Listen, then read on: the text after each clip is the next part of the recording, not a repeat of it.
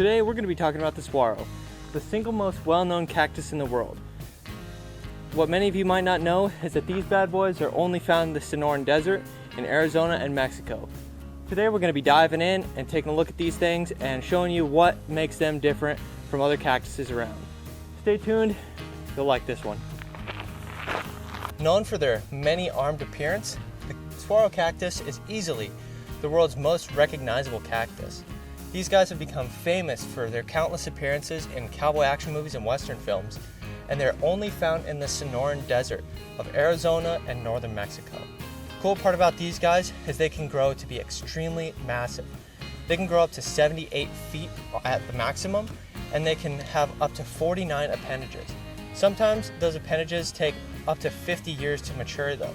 So that means the cactus will be like this, have no arms until it's 50 years old. And they're extremely slow growing. They can grow sometimes up to maybe a quarter inch in 5 years, and it can take them a long time to even reach 1 meter high.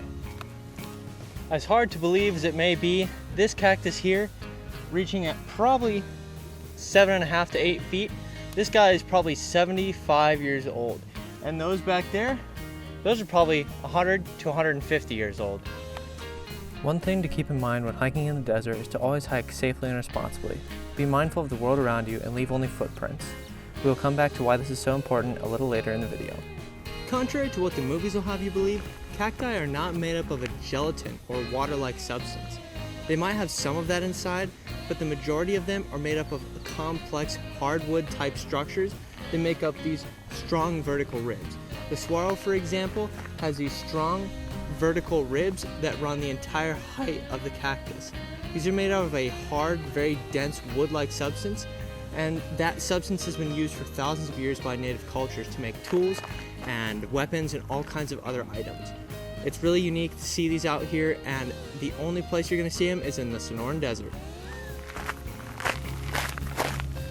Another unique and special feature about the saguaro cactus are these large, sharp spines.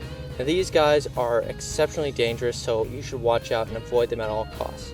The cool part is they grow extremely fast, most of the time faster than the cactus itself. They can grow up to 1 millimeter per day, and they can become up to 7 centimeters long. They always grow from the top of the cactus, so at the bottom you'll see a lot darker, more older spines. Now luckily we have one here today that's about 3 to 5 years old, and you can see at the top all of these spines are a transparent or white color. Now the cool part is we've got this small one so you can see it, but as you go down the cactus they're all going to become this opaque, dark, almost black color.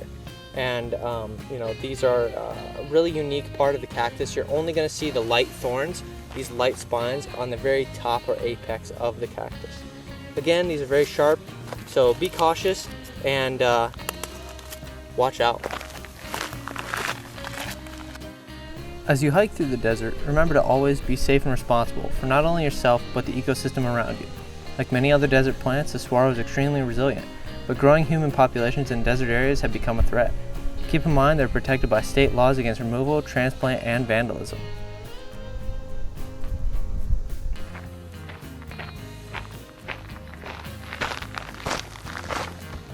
Now the last thing we're going to talk about are the many uses of the saguaro cactus.